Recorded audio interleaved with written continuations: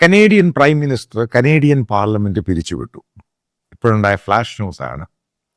Election പ്രഖ്യാപിച്ചു. April 28 Canada ആര് ഭരിക്കുമെന്ന് തീരുമാനിക്കും. അതായത് വളരെ ഷോർട്ട് ടൈമോട്, ഏകദേശം 1 മാസം മാത്രം. അൺഎക്സ്പെക്റ്റഡും അല്ല, എക്സ്പെക്റ്റഡും അല്ല. പക്ഷേ ചില ഈ പാർട്ടി, ലിബറൽ പാർട്ടിയായിട്ട് ബന്ധമുള്ളവർ പറഞ്ഞിരുന്നു ഒരു പെട്ടെന്നൊരു സ്നാപ്പ് ഇലക്ഷൻ ഉണ്ടാകാനുള്ള സാധ്യതയുണ്ട്. കാരണം ഒക്ടോബറിലാണ് അവിടെ ഇലക്ഷൻ ഉണ്ടാകേണ്ടിയിരുന്നത്. ഈ ഇലക്ഷൻ്റെ ഏറ്റവും പ്രധാനപ്പെട്ട അജണ്ട എന്ന് പറയുന്നത്, അതായത് അവിടുത്തെ ഒപ്പോസിഷൻ ലീഡറായ പൊളിവരെയാണെങ്കിലും ഇനി മാർക്ക് കാർണി അവിടുത്തെ പ്രധാനമന്ത്രിയാണെങ്കിലും ഒറ്റ സംഭവമുള്ളൂ പ്രധാനപ്പെട്ടത്: കാനഡ റിസഷനിലോട്ട് പോകുമോ ഇല്ലയോ, ട്രംപിനെ എങ്ങനെ നേരിടുമോ, അതിനെ ബേസ് ചെയ്താണ് ചോദ്യങ്ങൾ വരുന്നത്. അതിനുശേഷം ഈ ക്യാമ്പയിൻ സമയത്തുണ്ടാകുന്ന ചലനങ്ങൾ, കാരണം റിസഷൻ ഒരു ഭാഗത്ത്, എക്കണോമിക് സ്ലോ ഡൗൺ മറ്റൊരു ഭാഗത്ത്, ജനങ്ങളുടെ ജോലി പോകുന്ന മറ്റൊരു ഭാഗത്ത്, ഇപ്പം ഈ ഇഷ്യൂസ്, കോർ ഇഷ്യൂസ് ഒരു ഭാഗത്ത്, പിന്നെ അവിടെ ഉണ്ടായിരിക്കേണ്ട ഇമിഗ്രേഷൻ, അതിൻ്റെ പോളിസി, പ്രത്യേകിച്ച് കാനഡ മറ്റൊരു ബ്രിട്ടൻ ആകുന്നു എന്നുള്ള ധാരണ അവിടെയുള്ള ജനങ്ങളിലും ഉണ്ടായിട്ടുണ്ട്. ഈ ഒരു സന്ദർഭത്തിൽ ട്രംപിന് പ്രാധാന്യമുണ്ട്. കാരണം അമേരിക്കൻ പോളിസീസ്, അമേരിക്കയുടെ കൂടെ ലയിക്കണോ, 51ാമത്തെ സ്റ്റേറ്റ് ആകണോ ഇല്ലയോ, ഇതും ഇലക്ഷനിൽ വലിയ ചോദ്യമാണ്. കാരണം അവിടുത്തെ പൊളിറ്റിക്കൽ ഒപ്പോസിഷൻ ലീഡർ അമേരിക്കൻ ട്രംപിനെ ഇപ്പം തെറി പറയുകയാണെങ്കിലും ഒരു കാര്യം വ്യക്തമാണ്: ഈ ഇലക്ഷൻ സമയത്ത്, ക്യാമ്പയിൻ സമയത്ത് ജനഹിതത്തിനകത്ത് പരിശോധന ഉണ്ടാകും. കാരണം പല സർവേയും പരിപാടികളൊക്കെ വന്നു കഴിയുമ്പോൾ അവിടുത്തെ മീഡിയ റിപ്പോർട്ട് ചെയ്യുന്നതും അവിടെ ജനങ്ങൾ പറയുന്നത്, കാരണം ദുരിതത്തിലോട്ടും ദുരന്തത്തിലോട്ടും പോവുകയാണ്. ഈ ഒരു സന്ദർഭത്തിൽ അമേരിക്കയുമായിട്ട് ചേർന്ന് പോവുകയാണെങ്കിൽ ഈ ടാരിഫും പ്രശ്നമൊന്നുമില്ല. കാരണം അമേരിക്കയുടെ പൂർണ്ണമായ സെക്യൂരിറ്റി സോണുണ്ട്, മറ്റുള്ള നാച്ചുറൽ വിഭവങ്ങളുണ്ട്, അവിടെയുള്ള ജനങ്ങൾക്ക് പ്രശ്നമില്ല. ഈ പറയുന്ന 2 പൊളിറ്റിക്കൽ പാർട്ടി, അതായത് ഒപ്പോസിഷൻ ആണെങ്കിലും അവിടെ ഭരിക്കുന്ന പാർട്ടിയാണെങ്കിലും അതിനകത്ത് ഭയങ്കര ചർച്ചയുണ്ടാകും. അപ്പോൾ ട്രംപിനെ നേരിടുമ്പോൾ തന്നെ, നേരിടണം എന്ന രീതിയിലുള്ള ക്യാമ്പയിൻ അവർ സ്റ്റാർട്ട് ചെയ്യുമ്പോൾ, അത് 2 പൊളിറ്റിക്കൽ പാർട്ടി, കാരണം 2 പേർക്കും അമേരിക്കയോട് പോകാൻ താല്പര്യം. പക്ഷെ ജനങ്ങളാണ് അവസാനം തീരുമാനിക്കുന്നത്. കാരണം അതിന് പറ്റിയൊരവസരമായിട്ടാണ് ഈ ഇലക്ഷനെ പറ്റി പല ഡെമോക്രാറ്റിക് എക്സ്പേർട്ടുകൾ ചൂണ്ടിക്കാണിക്കുന്നത്. ട്രംപിൻ്റെ കൂടെ, അമേരിക്കയുടെ കൂടെ പോകണോ വേണ്ടായോ. കാരണം പല രീതിയിലുള്ള ഇമ്പാക്റ്റ് ഉണ്ടാകാൻ പോവുകയാണ് കാനഡയിൽ. കാരണം കനേഡിയൻ പ്രൈം മിനിസ്റ്റർ വന്ന ശേഷം പെട്ടെന്ന് യൂറോപ്യൻ രാജ്യങ്ങളിൽ പോകുന്നു, സഹായം ചോദിക്കുന്നു, അത് ചോദിക്കുന്നു, ഇത് ചോദിക്കുന്നു. ഇതൊന്നും പെട്ടെന്ന് ഇതിനൊരു സൊല്യൂഷൻ ഉണ്ടാക്കാൻ പറ്റത്തില്ല. കാരണം കാനഡയുടെ മുകളിലൊരു വാള് നിൽക്കുകയാണ്. കാരണം അതിനെ ഭരിച്ചു കുളമാക്കിയ ജസ്റ്റിൻ ട്രൂഡോ ഇന്ത്യയുമായിട്ടുള്ള പല രാജ്യങ്ങളുമായിട്ട് ബന്ധം വളരെ മോശമാക്കി. അപ്പം അറേബ്യൻ രാജ്യങ്ങളിൽ നിന്ന് അവർക്ക് മുഴുവനും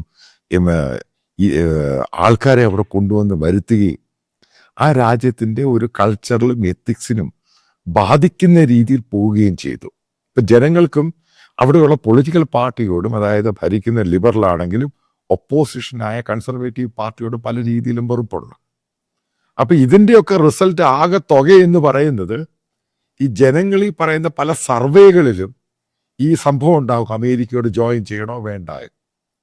ഇതിനകത്തൊക്കെ ഉണ്ടാകുന്ന ഔട്ട്പുട്ട് എന്ന് പറയുന്നത് ഇലക്ഷനെ ബാധിക്കും. അതായത് പുതിയ രീതിയിലുള്ളൊരു കാനഡ ഉണ്ടാകുമോ, അത് ഇപ്പോഴത്തെ രീതിയിലായിരിക്കുമോ കാനഡ പോകുന്നത്? ചോദ്യങ്ങൾക്ക് പ്രസക്തിയുണ്ട്. ജിയോ പൊളിറ്റിക്സ് മാറ്റർ ചെയ്യും. യൂറോപ്യൻ രാജ്യങ്ങൾ എത്രമാത്രം കാനഡയെ സഹായിക്കാൻ സാധിക്കും ചോദ്യമാണ്. അവിടെ ഇന്ത്യൻ കമ്മ്യൂണിറ്റി എന്ന് പറഞ്ഞാൽ വളരെ സോളിഡാണ്, പ്രത്യേകിച്ച് പഞ്ചാബ് സിഖ് കമ്മ്യൂണിറ്റി. അപ്പോൾ അവരുടെ ഒരു പിന്തുണയോടുകൂടെ ഭരിച്ചിരുന്ന ലിബറൽ പാർട്ടിക്ക് പല ചോദ്യങ്ങളെ നേരിടേണ്ടി വരും. അതായത് മാർക്ക് കാർണി അടുത്ത പ്രധാനമന്ത്രി ആകുന്നതിന് മുമ്പ് ശരിക്കും ആസിഡ് ടെസ്റ്റ് ആയിരിക്കും ഉണ്ടാകുന്നത് കാനഡയിൽ. കാരണം ഇത്ര നാളത്തെ ചരിത്രത്തിൽ കാനഡ ഇതേപോലെ ഒരു ടർമോയിൽ, പൊളിറ്റിക്കൽ ടർമോയിലും അല്ല, ആ സ്റ്റേറ്റിൻ്റെ ടർമോയിൽ, ഫിനാൻഷ്യൽ ടർമോയിൽ എല്ലാം നേരിടാൻ പോവുകയാണ്. ആ ഒരു സന്ദർഭത്തിൽ ഇലക്ഷനും കൂടെ വന്നു കഴിയുമ്പോൾ ഏതൊക്കെ രീതിയിലായിരിക്കും അമേരിക്ക റെസ്പോണ്ട് ചെയ്യുന്നത് അതും മാറ്റർ ചെയ്യും. കാരണം കനേഡിയൻസിന് വലിയ ശതമാനത്തിന് അമേരിക്കയുമായിട്ട് ബന്ധമുണ്ട്. കാരണം അവരുടെ അടുത്ത് കിടക്കുന്ന സ്റ്റേറ്റ് അമേരിക്കൻസിനെ കാനഡക്കാരെ സ്വാധീനിക്കാനും കഴിയും പല രീതിയിലും.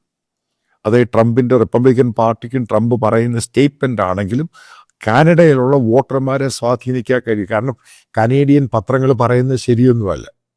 കനേഡിയൻ പത്രങ്ങൾ വലിയൊരു ശതമാനം ലിബറലായിട്ട് ചിന്തിക്കുന്ന പത്രങ്ങളാണ്. കാരണം ഇവിടുത്തെ ലിബറൽ പാർട്ടിയുമായിട്ട് ബന്ധമുള്ളവരാണ്. അപ്പോൾ അവിടെയുള്ള ജനങ്ങൾക്ക് പ്രശ്നമുണ്ട് അൺഎംപ്ലോയ്മെൻറ്റ്, കാരണം ഉണ്ടാകാൻ പോകുന്ന ഭവിഷ്യത്ത്.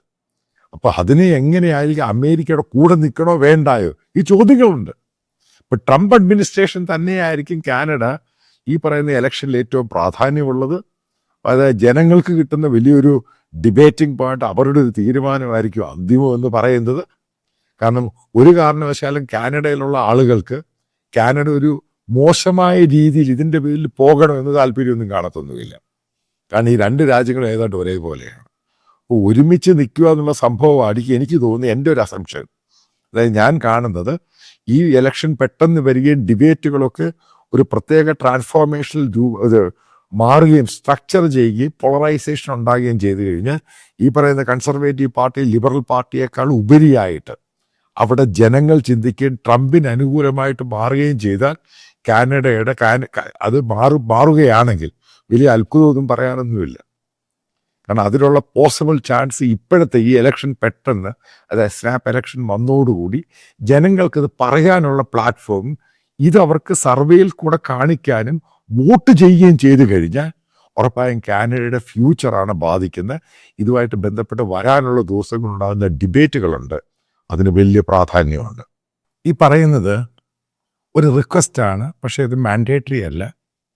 ഈ ചാനൽ പൂർണ്ണമായിട്ടും ഫ്രീ ആയിരിക്കും. പക്ഷെ നിങ്ങൾക്കറിയാം ഈ യൂട്യൂബ് ഗൂഗിളിൽ നിന്ന് കിട്ടുന്നത് അത് ഒരു പരിധി വരെ അതിനകത്ത് ഇതിൻ്റെ എക്സ്പെൻസുമായിട്ട് കമ്പയർ ചെയ്യാൻ പറ്റുകയുള്ളൂ. അപ്പം ഇതിൻ്റെ താഴെ ഇതിൻ്റെ കമൻറ്റ് ബോക്സിൽ അപ്പം ബാങ്ക് ഡീറ്റെയിൽസും കറണ്ട് അക്കൗണ്ടാണ് പിൻ ചെയ്തിട്ടുണ്ട്. പിന്നെ വീഡിയോയിൽ ഇതിൻ്റെ സ്കാനറുണ്ട്. അപ്പം നിങ്ങൾക്ക് താല്പര്യമുള്ളവർക്ക് അത് കോൺട്രിബ്യൂട്ട് ചെയ്യാം. മേക്ക് ഇറ്റ് ക്ലിയർ, ഇത് കംപ്ലീറ്റ്ലി ഫ്രീ ആയിരിക്കും. കുറച്ച് എക്സ്പാൻഷൻ പ്ലാനുകളൊക്കെ ഉണ്ട്. നല്ല മാൻ പവർ വേണം, കുറച്ച് കൂടുതൽ നല്ല ടെക്നോളജി വേണം. അതിനൊക്കെ സ്പെൻഡ് ചെയ്യണം. കാരണം ആൾക്കാരുടെ വ്യൂസ് കൂടുന്നുണ്ട്. നിങ്ങൾക്കറിയാം എനിക്ക് ഈ പറയുന്ന ഒരു വലിയ സബ്സ്ക്രിപ്ഷനൊന്നുമില്ല. സഹകരിക്കാൻ താല്പര്യമുള്ളവർക്ക് സഹകരിക്കാൻ. ഒരു കാരണവശാലും ഇത് നിർബന്ധമോ മാൻഡേറ്ററി അങ്ങനെ ഒന്നും തന്നെയല്ല. നിങ്ങൾക്ക് താല്പര്യമുള്ളത് മാത്രം വിശ്വസിക്കുന്ന നിങ്ങൾ ഇതിൽ കോൺട്രിബ്യൂട്ട് ചെയ്യുമെന്ന്.